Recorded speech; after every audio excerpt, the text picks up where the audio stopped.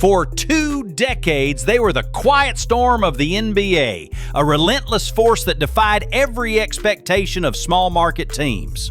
While others chased fleeting glory, the San Antonio Spurs built something far more profound. A dynasty built on unwavering principles, an uncanny eye for talent, and a philosophy that transformed basketball itself. This isn't just the story of wins and championships, it's the untold tale of the Spurs Way. A blueprint for sustained excellence that still mystifies rivals and remains unparalleled in professional sports. How did one team far from the glitz and glamour forge the longest-running dynasty in NBA history, consistently outsmarting and outlasting every competitor? Prepare to uncover the shocking secrets behind their unprecedented reign. The Spurs' journey began far from the Texas spotlight. In the nascent days of the ABA as the Dallas Chaparrals, a move to San Antonio in 1973 rebranded them as the Spurs, and just 3 years later, they were one of 4 ABA teams to merge into the established NBA. While fellow ABA transplants like the Pacers and Nets stumbled, the Spurs hit the ground running, fueled by the electrifying Iceman George Gervin. They immediately became a playoff fixture, reaching the conference finals thrice in that era. But as Gervin and aging center Artis Gilmore faded, the team hit a wall, missing the playoffs for only the second time in their franchise history. Yet this stumble proved to be a secret blessing, delivering the ultimate prize for struggling franchises, the #1 pick in the 1987 draft. Enter David Robinson, the Admiral. After fulfilling his 2-year Navy commitment, Robinson immediately electrified the league, transforming the Spurs into a perennial contender. San Antonio shattered records with an astonishing 35-win improvement, the biggest single-season turnaround in NBA history. Robinson dominated, collecting individual accolades. But despite his brilliance and even the brief, chaotic addition of Dennis Rodman, the ultimate goal remained elusive. The finals seemed an impossible summit to scale, epitomized by their crushing defeat to Hakeem Olajuwon's Rockets in the 1995 Western Conference Finals. Then, a seismic shift. The 1996-97 season was a nightmare. Season-ending injuries to Robinson and their sharpshooter Chuck Person plunged the Spurs into an abyssal 3-15 start. The franchise made a drastic move, firing coach Bob Hill and promoting a little-known general manager with 0 head coaching experience at the highest level, Greg Popovich. It seemed like a desperate gamble, but this disastrous season held another, even greater, hidden opportunity. The Spurs once again defied the odds, winning the draft lottery for the 2nd time in a decade. Popovich, however, had his sights set on one man, embarking on an extraordinary journey to the U.S. Virgin Islands. For 3 days, a 21-year-old phenom and a 48-year-old coach spent hours together on the beach, not discussing basketball but life, family, and shared values. When Popovich returned, he knew. Timothy Theodore Duncan was the destined cornerstone of his franchise. Duncan's arrival was instantaneous and devastatingly effective. In his rookie season, he averaged 21 points, 12 rebounds, and 2.5 blocks, leading the Spurs to a 36-win improvement, shattering their own record for the biggest single-season turnaround. Timmy was Rookie of the Year, first-team All-NBA, and finished 5th in MVP voting. A truly dominant debut, yet a deeper Jazz team eliminated them in the second round, revealing a crucial weakness, a lack of perimeter shooting. Popovich, ever the pragmatist, immediately addressed it, adding veteran marksmen Mario Eli and Steve Kerr for the lockout-shortened 1999 season, with Duncan and Robinson dubbed the Twin Towers anchoring an impenetrable defense and kick-out options for their new shooters, the Spurs were unstoppable. They tore through the playoffs, dropping only one game en route to their first NBA Finals. There, they met the improbable 8th seed New York Knicks, who, without their injured star, Patrick Ewing, were no match for Duncan's post-up mastery. Timmy unleashed a Finals MVP performance, and the Spurs clinched their first championship, a vindication of Popovich's vision. The turn of the millennium brought new challenges and a stark realization for Popovich. The team was aging. David Robinson's retirement loomed, and a fresh injection of talent was critical to sustain their dominance. This pivotal moment unveiled another layer of the Spurs Way, their unparalleled ability to scout and develop overlooked international talent. First came Tony Parker in 2001. The skinny French point guard was an absolute mystery to the NBA, and the league collectively scoffed when the Spurs selected him with the 28th pick. European players were considered soft, unfit for the NBA's brutal physicality. But the Spurs saw beyond the surface, prioritizing basketball IQ, fundamental soundness, and coachability. Traits European players often hone from a young age. This wasn't about being cheap, it was a moneyball approach to finding value where others saw none. Unlike other franchises driven by wealthy owners chasing established stars, the Spurs' leadership, owner Peter Holt, Popovich, and assistant GM R.C. Buford, had to think outside the box. They couldn't outspend rivals for top free agents or highly touted draft picks. Instead, they focused on intelligence, cultural fit, and potential, creating less competition for players available at a fraction of the cost. Their player development program, spearheaded by the league's best shooting coach Chip Engelland, was a masterclass in transforming raw talent into polished performers. This tightly integrated trust-based leadership structure, where coaches and management collaborated seamlessly, ensured they rarely missed on a pick. After Parker, they soon added the undrafted defensive maestro Bruce Bowen, the epitome of the 3-and-D player before the term even existed. But the biggest reveal came in 2002. After scouting him for years, the Spurs brought over a player they'd secretly drafted 57th overall in 1999, Emmanuel Manu Ginobili. Like Parker, Manu was a complete unknown to most, but in Europe, he was a legend, winning every conceivable trophy and even leading Argentina to a shocking defeat of Team USA. Ginobili was a pure instinct player, a whirlwind of unpredictable moves that drove Popovich to distraction, but also delivered moments of pure genius. Pop famously lamented, "He took 5 years of my life away, but he brought a dose of unpredictability that we were missing." The turn of the millennium brought new challenges and a stark realization for Popovich. The team was aging. David Robinson's retirement loomed, and a fresh injection of talent was critical to sustain their dominance. This pivotal moment unveiled another layer of the Spurs Way, their unparalleled ability to scout and develop overlooked international talent. First came Tony Parker in 2001. The skinny French point guard was an absolute mystery to the NBA, and the league collectively scoffed when the Spurs selected him with the 28th pick. European players were considered soft, unfit for the NBA's brutal physicality.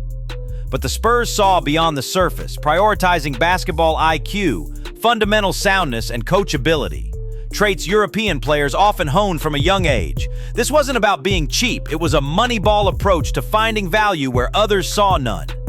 Unlike other franchises driven by wealthy owners chasing established stars, the Spurs' leadership, owner Peter Holt, Popovich, and assistant GM R.C. Buford, had to think outside the box. They couldn't outspend rivals for top free agents or highly touted draft picks. Instead, they focused on intelligence, cultural fit, and potential, creating less competition for players available at a fraction of the cost. Their player development program, spearheaded by the league's best shooting coach Chip Engelland, was a masterclass in transforming raw talent into polished performers. This tightly integrated trust-based leadership structure, where coaches and management collaborated seamlessly, ensured they rarely missed on a pick. After Parker, they soon added the undrafted defensive maestro Bruce Bowen, the epitome of the 3-and-D player before the term even existed. But the biggest reveal came in 2002. After scouting him for years, the Spurs brought over a player they'd secretly drafted 57th overall in 1999, Emmanuel Manu Ginobili. Like Parker, Manu was a complete unknown to most, but in Europe, he was a legend, winning every conceivable trophy and even leading Argentina to a shocking defeat of Team USA. Ginobili was a pure instinct player, a whirlwind of unpredictable moves that drove Popovich to distraction, but also delivered moments of pure genius.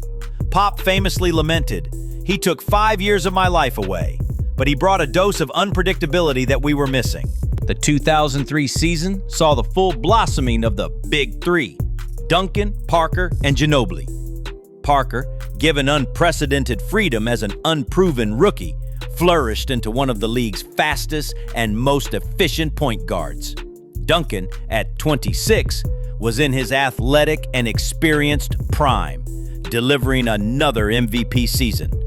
This formidable trio, backed by shrewd veteran additions and a deep bench, was finally ready to confront their arch nemesis, the Shaq and Kobe Lakers, who had eliminated them in 2 previous playoff runs. This time, the Spurs were deeper, more balanced, and utterly relentless, vanquishing the Lakers in a stunning 6-game series. They then dispatched Dirk Nowitzki's Mavericks, reaching their second NBA Finals against Jason Kidd's New Jersey Nets. In a legendary Game 6, Duncan delivered one of the most dominant finals performances ever, nearly achieving a quadruple-double. The Spurs seized their second championship. But the triumphs masked ongoing changes. David Robinson and Steve Kerr retired, and Steven Jackson departed after contract disputes, sparking skepticism from analysts.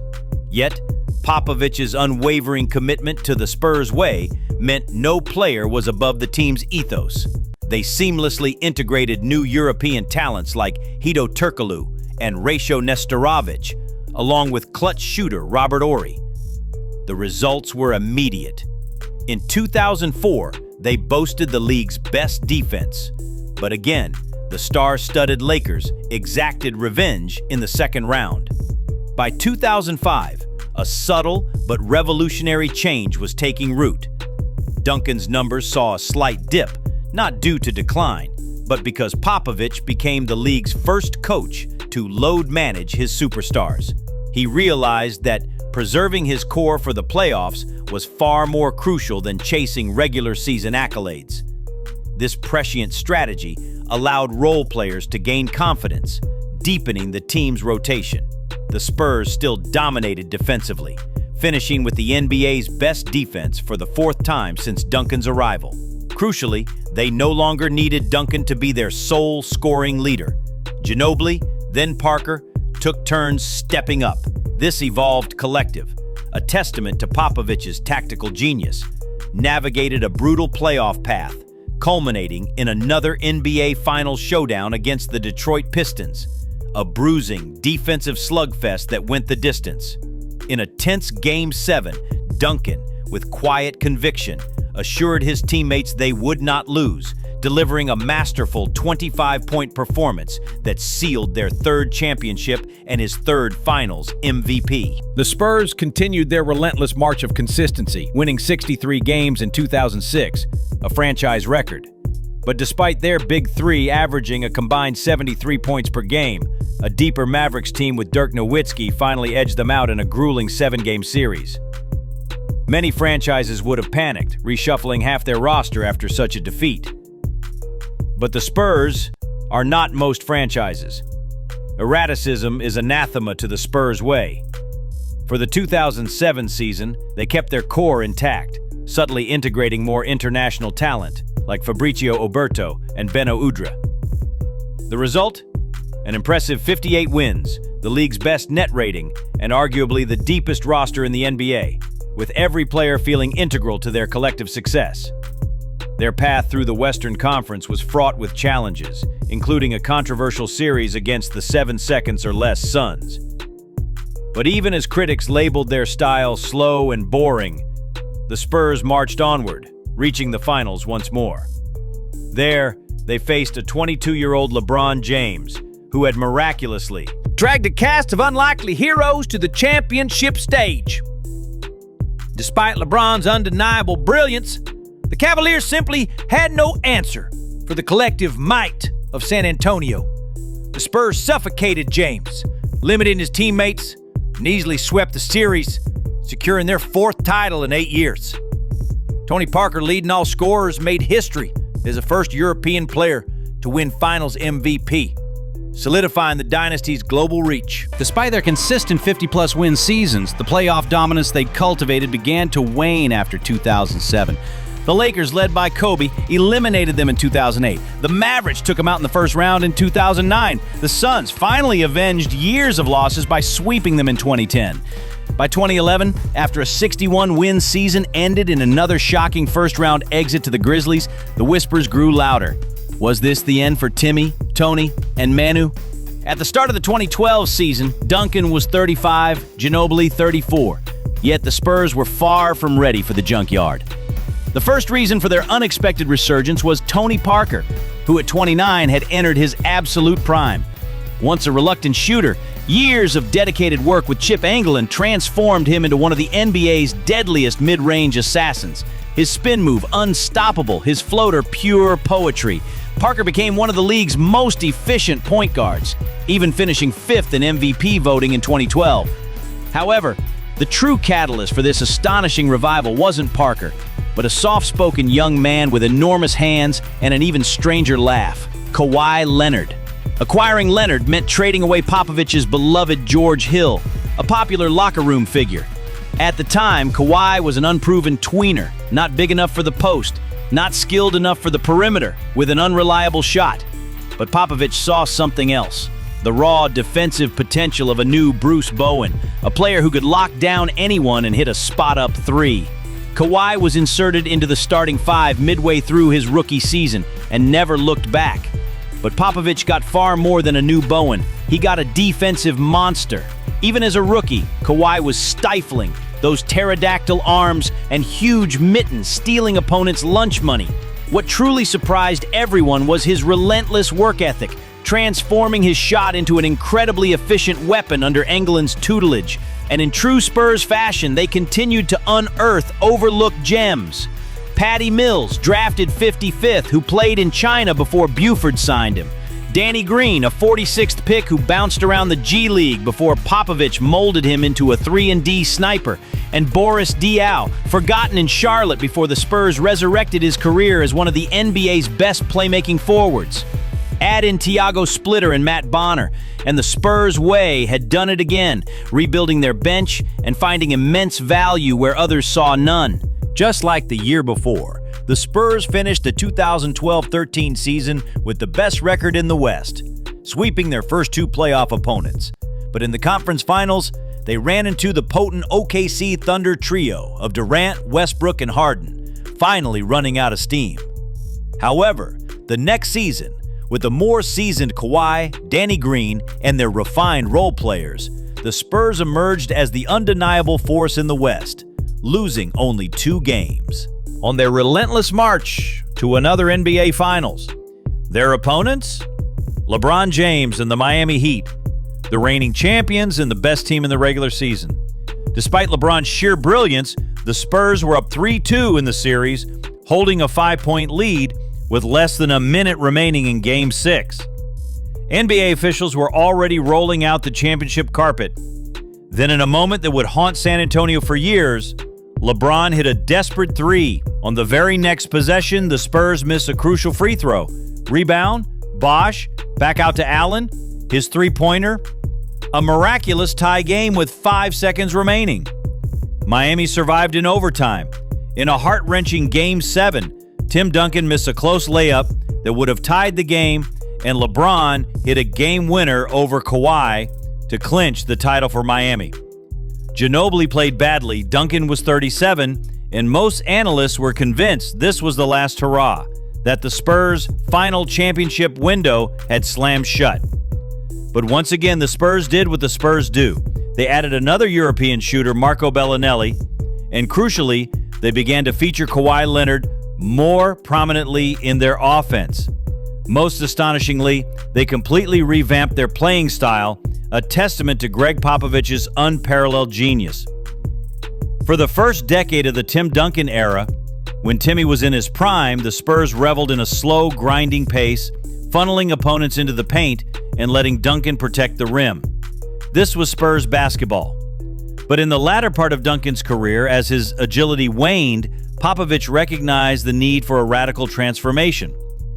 He unleashed a new, fast-paced, fluid, ball movement-heavy offense, a system so beautiful it earned the moniker Beautiful Game. The 2014 Spurs were a symphony of motion, unselfishness, and precision. They destroyed opponents with relentless ball movement, creating wide-open looks. It wasn't about one player. It was about the collective. This radical shift led them back to the NBA Finals for a rematch with the Miami Heat. This time, the Spurs were a whirlwind, dismantling the Heat in 5 dominant games.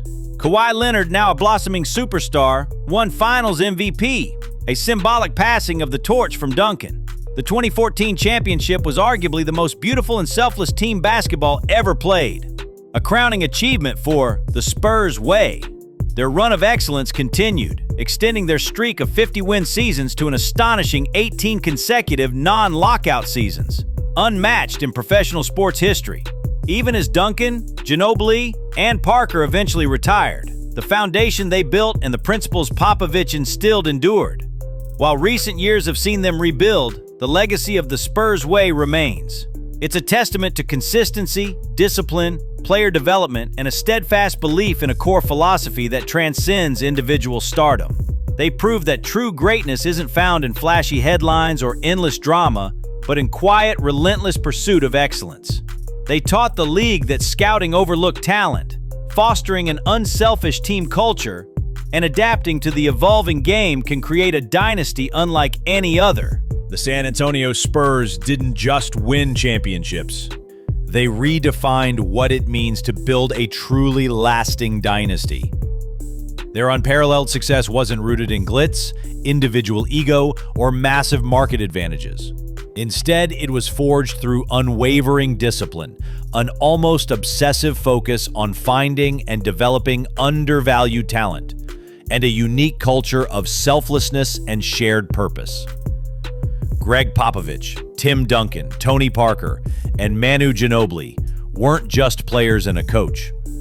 They were the architects of a system that prioritized intelligence, cultural fit, and adaptability above all else.